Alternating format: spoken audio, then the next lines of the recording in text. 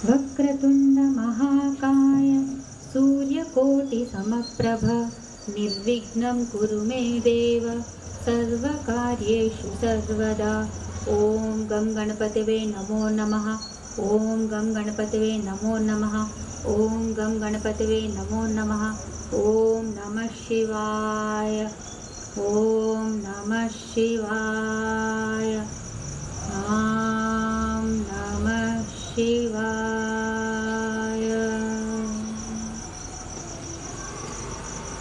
या देवी सर्वभूतेषु मातृरूपेण संस्थिता नमस्तस्यै नमस्तस्यै नमस्तस्यै नमो नमः।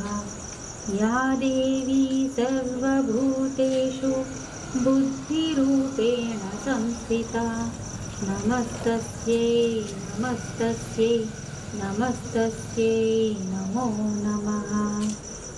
या देवी सर्वभूतेषु लज्जारूपेण संस्थिता नमस्तस्यै नमस्तस्यै नमस्तस्यै नमो नमः। सदाशिवसमारम्भां शङ्कराचार्यमध्यमाम् अस्मदाचार्यपर्यन्तां वन्दे गुरुपरम्पराम्। నాకు జన్మనిచ్చిన నా తల్లిదండ్రులకి, నా ఇష్టదైవమైన లలితమ్మకి, నా సద్గురువుకి పాదాభివందనములు. అమ్మవారి వైభవాన్ని చాటి చెప్పిన శ్రీ సామవేదం షణ్ముఖ శర్మ గారికి, చాగంటి గారికి, జిఎల్ఎన్ శాస్త్రి గారికి నా సాష్టాంగ నమస్సుమాంజలి. ఈరోజు పోయిన దాంట్లో వచ్చిన అమ్మవారు ఎవరు? భోగిని భువనేశ్వరి. అప్పుడంతా మనం భువనేశ్వరి గురించి, ఇప్పుడు ఈ వారం కూడా అంతా భువనేశ్వరి అమ్మవారి గురించే ఉంటుంది. భువనేశ్వరి అమ్మవారు దశమహావిద్యల్లో చివరగా వస్తుందన్నమాట, మోక్షప్రదాయిని అమ్మవారు. ఇప్పుడు అమ్మవారి బీజాక్షరం ఏంటి? హ్రీం. అక్కడ రాశాను, పంచప్రణవాల్లో హ్రీం రెండవది. అది ఎలా వస్తుందో చూడండి. ఇది దాగి ఉంటుంది, ఒక్కొక్క అక్షరం నుంచి తీసి వస్తే అది వస్తుందన్నమాట. సో ఇదంతా గుత్తి. మనకి మంత్రోపదేశం లేదు. మంత్రోపదేశం లేనప్పుడు మీరు మంత్రాన్ని ఉచ్చరించకూడదు. అండ్ మంత్రం ఎప్పుడూ కూడా ఎప్పుడైనా ఆడియోగా వచ్చి ఇలా తీసుకుంటామంటే అది నడవదు. గురువే చెప్పాలి. అంటే ప్రాణం, మీ ఉచ్ఛ్వాస నిశ్వాస పని చేయాలి. అప్పుడు పని చేసినప్పుడు చెప్పబడినదే మంత్రము, అప్పుడే అది పనిచేస్తుంది. మీరు ఆడియోగా ఎవరో చెప్పారు, మేము తీసుకున్నామంటే అది న్యూట్రల్, జీరో. మీరేదో చేసుకుంటున్నారేమో మీ ఆనందం, కానీ దానికి ఎలాంటి శక్తి ఉండదు. ఇప్పుడు ఈరోజు పేర్లు చెప్తాను, తర్వాత దానిలోకి వస్తాను. ఇప్పుడు ఎవరైతే చేస్తున్నారో వాళ్ళకి మధ్య మధ్యలో క్వశ్చన్స్ అడుగుతాను. నేను చెప్పాను రెండు పని చేయాలి అని, సరేనా? హ్రీంకారి హ్రీమతి హృద్య హేయోపాదేయ వర్జిత రాజరాజార్చిత రాజ్ఞి రమ్య రాజీవలోచన రంజని రమణి రస్య రణకింకిని మేఖల రమా రాకేందువదన రతిరూప రతిప్రియ రక్షాకరి రాక్షసగ్ని రామా రమణలంపట.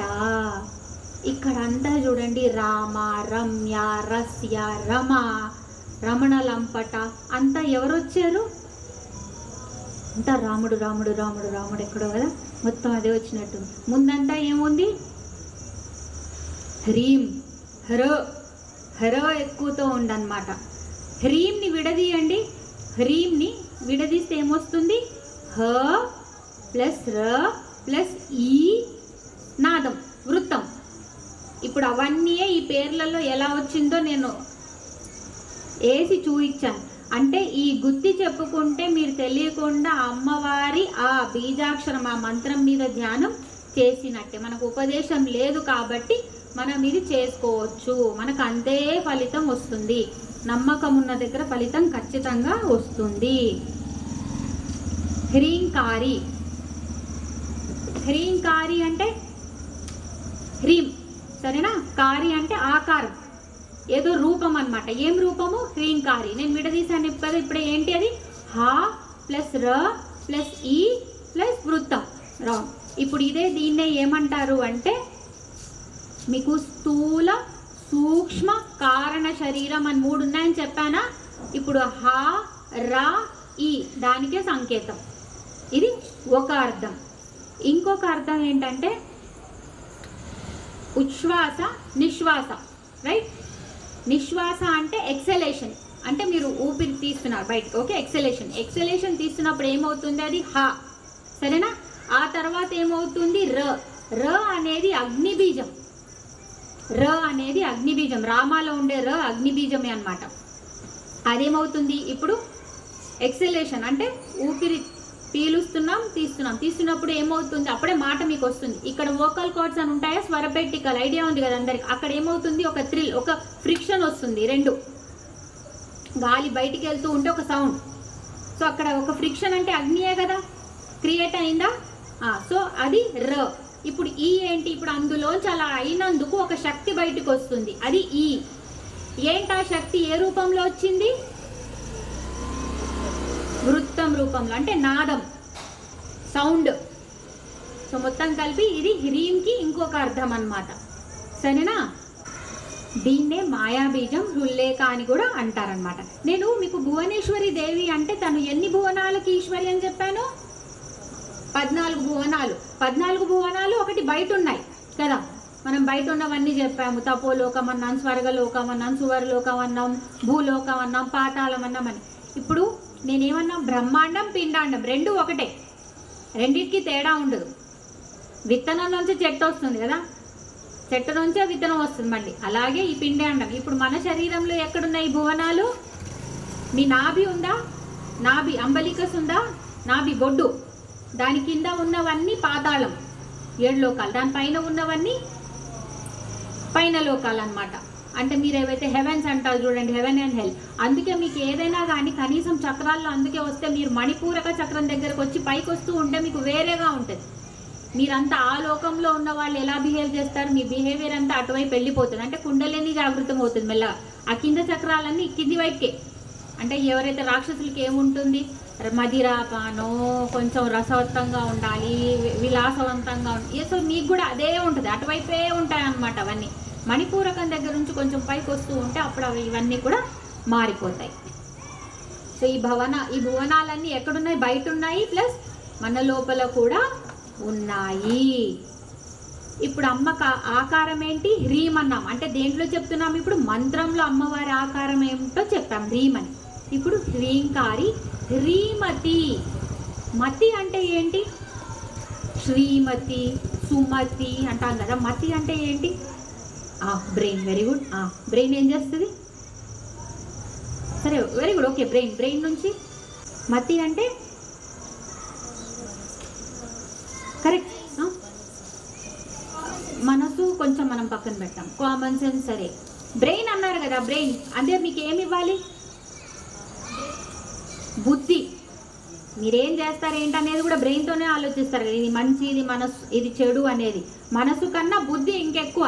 మనసు చంచలం, అది చేయమంటారు ఇది చేయమంటారు, అలా కాదు. అప్పుడు బుద్ధి దగ్గరికి వెళ్ళాలి, అక్క మరి నువ్వేం చెప్తావు అక్క అని.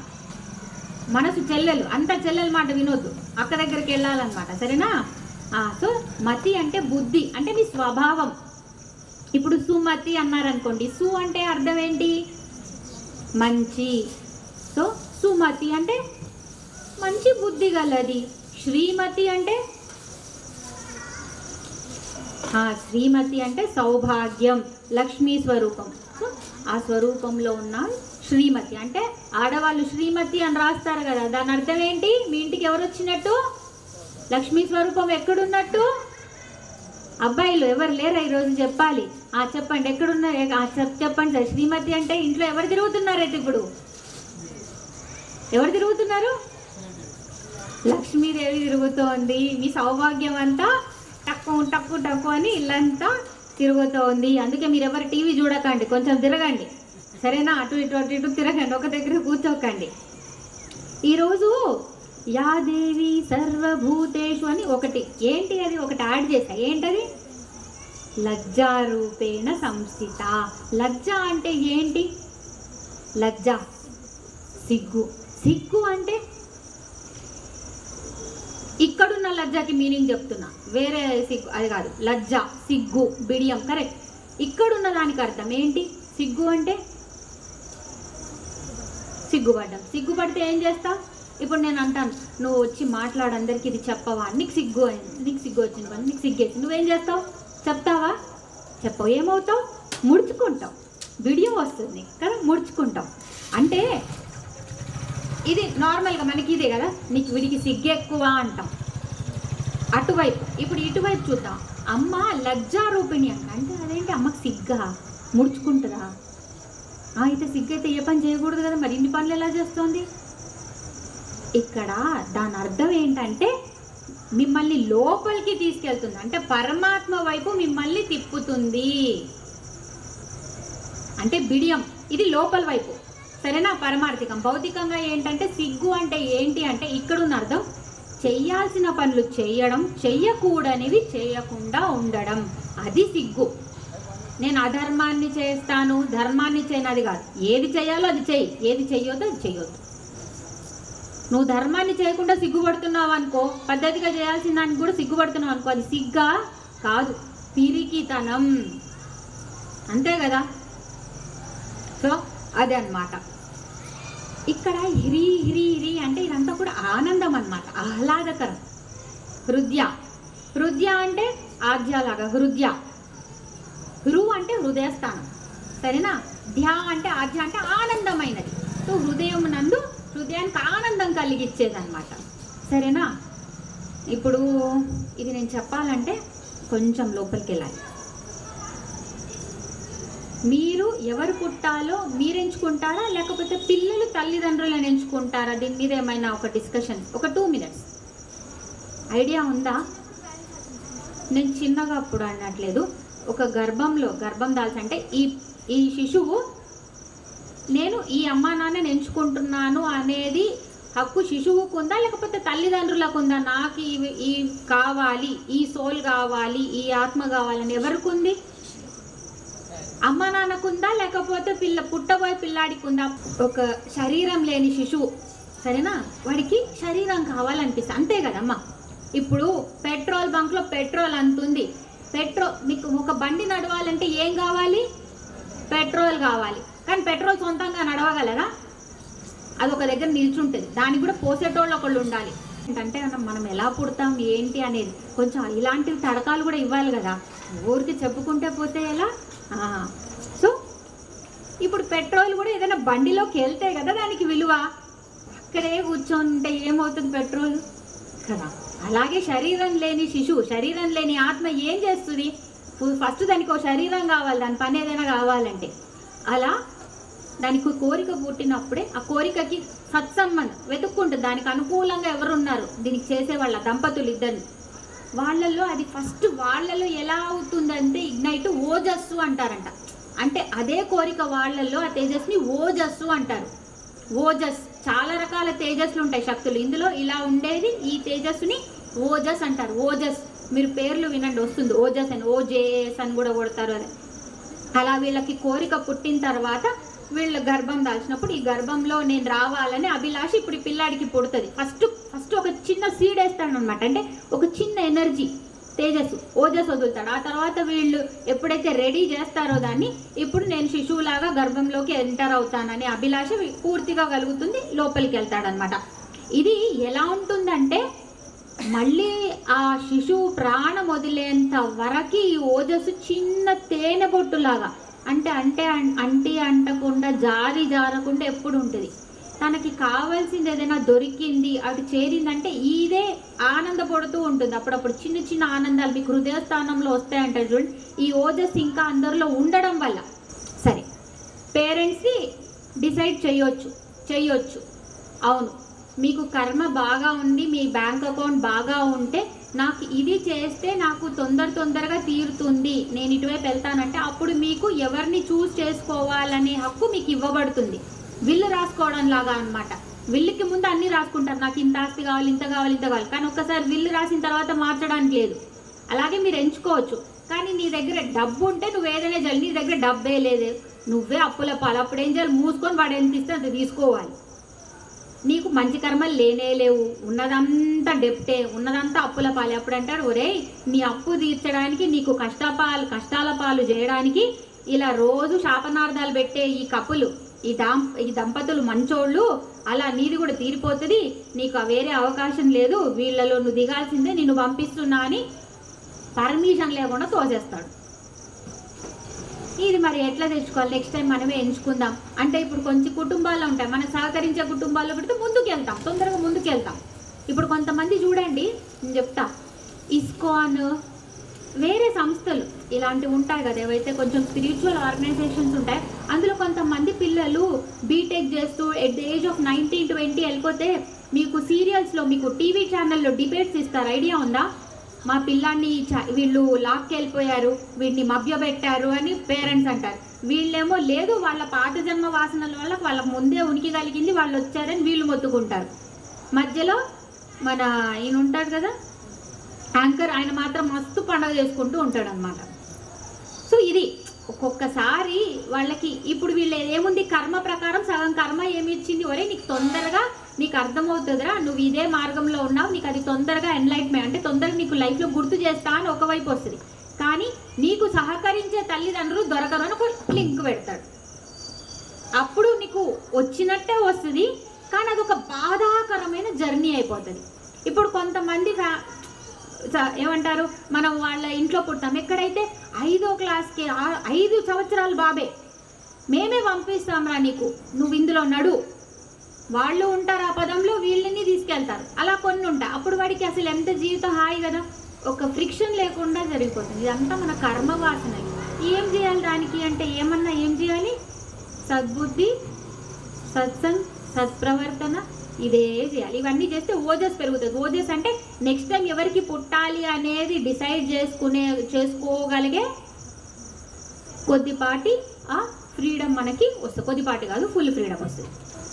సరే, ఇప్పుడు ఈ సత్ప్రవర్తన ఇవన్నీ ఎట్ట పెంచుకోవాలి? నాకు ఇంతే ఉంది. మీ ఫోన్లో ఉందా?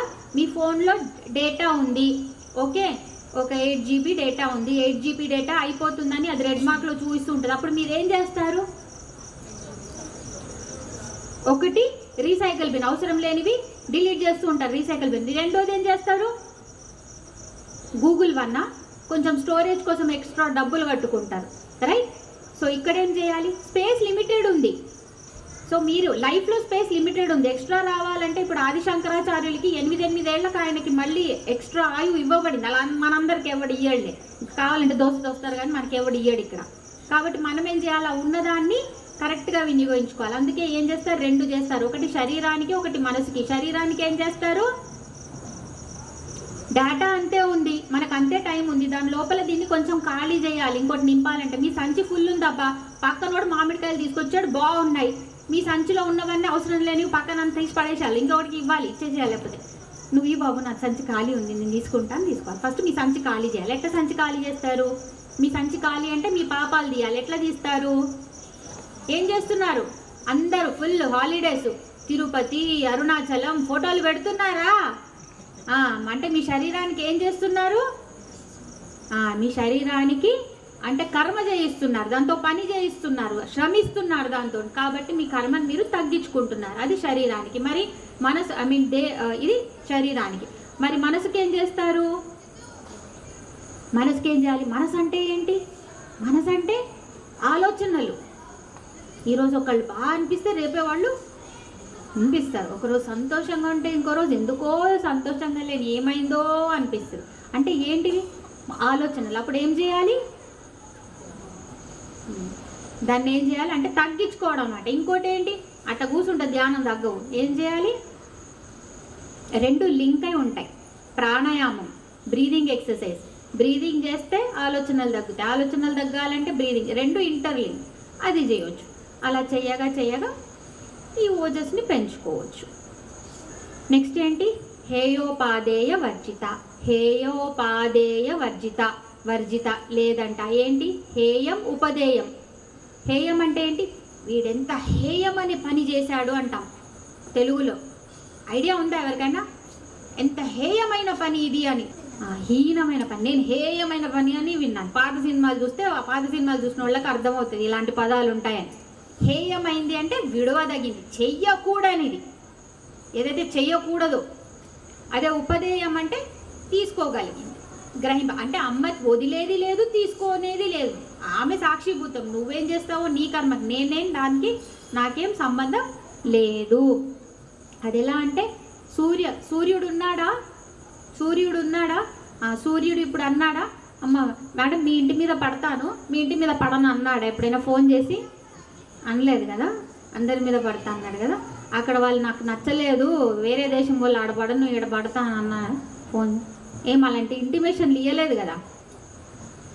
అంటే నువ్వు చెడ్డోడివి, నువ్వు ఈరోజు ఒకరి దగ్గర దొంగలు ఇచ్చావు, లేకపోతే ఒకరిని హత్య చేసావు, నేను నీ మీద పడను అందా సూర్యుడు ఎప్పుడైనా? నువ్వు మంచోడివి, నువ్వు ఎంత మంచి మంచి మాటలు మాట్లాడుతున్నావు, నీకు ఎక్కువ ఎనర్జీ ఇస్తాను, నాకేమైనా స్పెషల్గా ఎక్కువ ఎనర్జీ ఇస్తుందా? అంటే అలా అన్నమాట.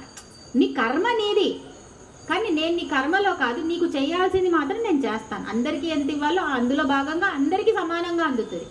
నీ కర్మల లిస్టు వేరు. అలాగే వర్షం కూడా అంతే కదా, ఏడైనా పడుతుంది, చెత్తగుప్పలో కూడా పడుతుంది, అదే వర్షం సముద్రంలో పడితే ముత్యపు చిప్ప అవుతుంది. ఓం శ్రీమాత్రే నమః.